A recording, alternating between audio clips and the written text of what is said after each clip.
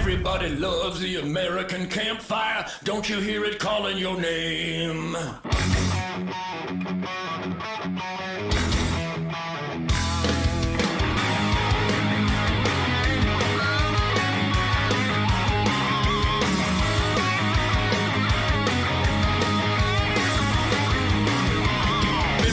loves the American campfire.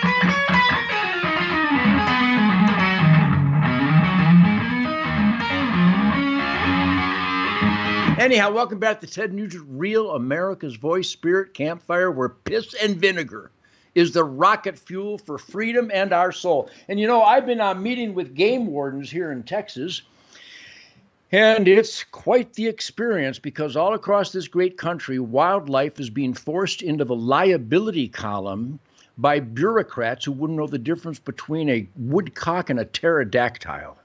It's really astonishing how ignorant and how corrupt and anti-hunting, anti-nature, anti-freedom, anti-private property rights, anti-truth, logic, and common sense, so many game departments, even in the great state of Florida, where you have a great conservative governor, Ron DeSantis, he's not opening the bear season, and big old bears are being slaughtered in downtown Orlando, downtown Naples, and Fort Myers because they're overpopulated. You can't not have a bear season because they're going to have babies every year, and they're going to leave the prime habitat and go into secondary habitat and get killed by a BMW in Naples. And here in Texas, I've been just condemning the condemnable of somebody in the Texas Parks and Wildlife who is clearly an animal rights person, an anti-hunter, because chronic wasting disease, it's not the guitar player's hunch. The science is in. Currently, on this day in February of 2025, chronic wasting disease has never hurt a deer herd. Looking for it and slaughtering deer has hurt deer herds. And people can't get chronic wasting disease from eating tainted venison. And if you can't get the disease from CWD, by the way, while I'm talking today, more deer will be killed on I-94 in Michigan. Now, really, this is astonishing. More deer will die today on the highways of Michigan than all the confirmed deaths of chronic wasting disease all times. Yet they're slaughtering deer herds, perfectly healthy deer herds, and implementing regulations based on the lie, the corruption, the dishonesty that chronic wasting disease is a threat to the white-tailed deer and to people. We have Dr. James Kroll, and this is where I get all my information because this guy is a scientist. This guy is a biologist. This guy is an expert. He's older than I am, and I respect my elders. So Dr. James Kroll, if you had to put a ribbon on the CWD chronic wasting disease dishonesty package, what would, in your research, you've dedicated your life to white-tailed deer research and studies, and these diseases from episodic hemorrhagic disease to blue tongue to brucellosis to anthrax, and now with chronic wasting disease, if you were to put a ribbon on the box about chronic wasting disease today, February of 2025, what would that be? Because you're an expert. Much ado about nothing. That's basically what it's about. It's a hammer they looked for years to accomplish some things that they wanted to do in their agenda, and like there's an incredible amount of parallel between it and what happened with COVID.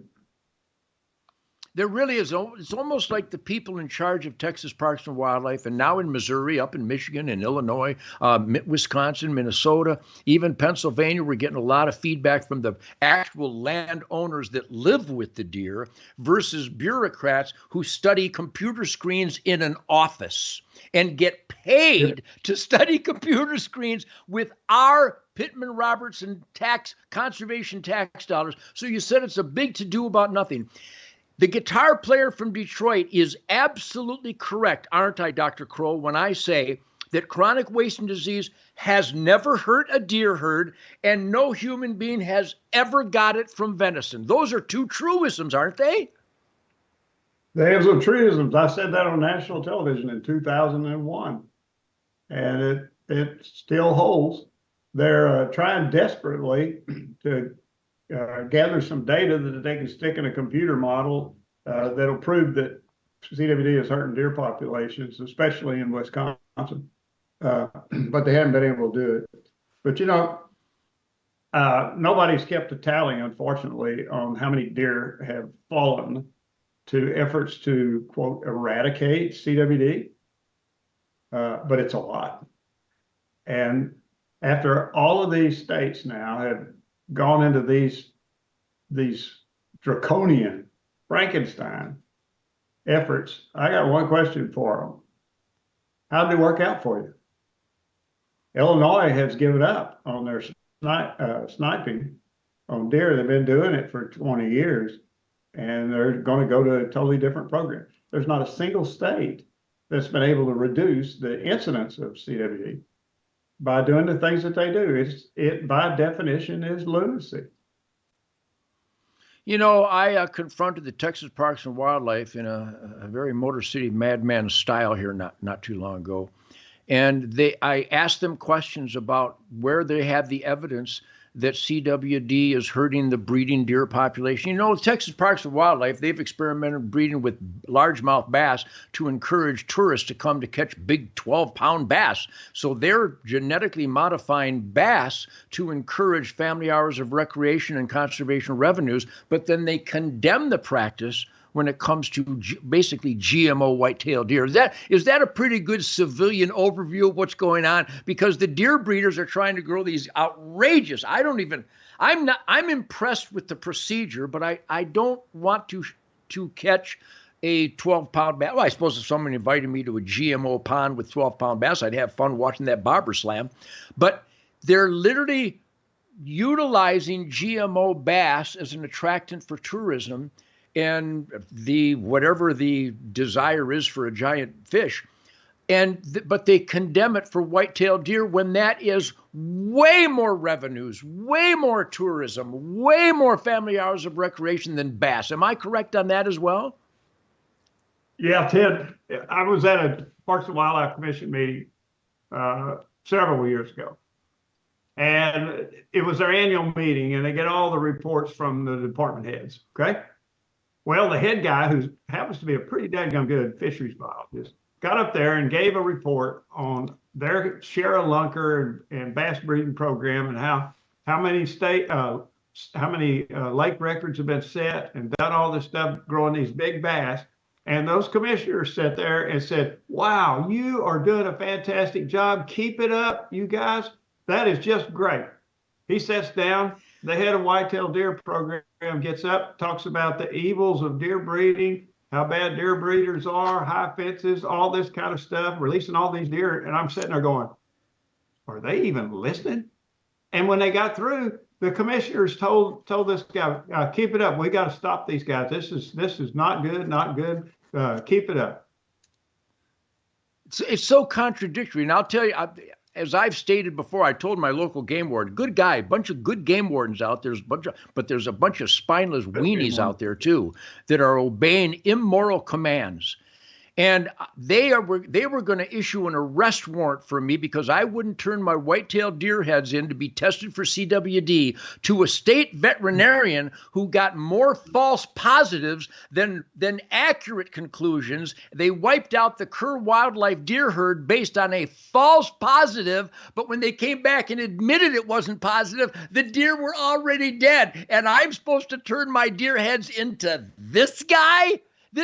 James, these people are just corrupt. They're like the IRS or the FDA or the USDA. These people are out of control. And I got to tell you, thank you with your credentials. You spent your life studying white-tailed deer, studying things that are good for it, habitat enhancement, genetic management, age management, habitat carrying capacity, sustained yield population dynamics, weather-controlled harvest rates. These are all science-based programs that have proven to keep deer herds healthy. But the CWD scam is so offensive, it is so corrupt, and these people are so dishonest that a guy like Dr. James Crow, with your irrefutable credentials and the reputation, the respect that you have in the conservation world, that takes great balls to stand up and do what you've done. So we value that. And if nobody tells you often enough, know that we, the conservation families of Texas and America, we thank you for standing up for real science.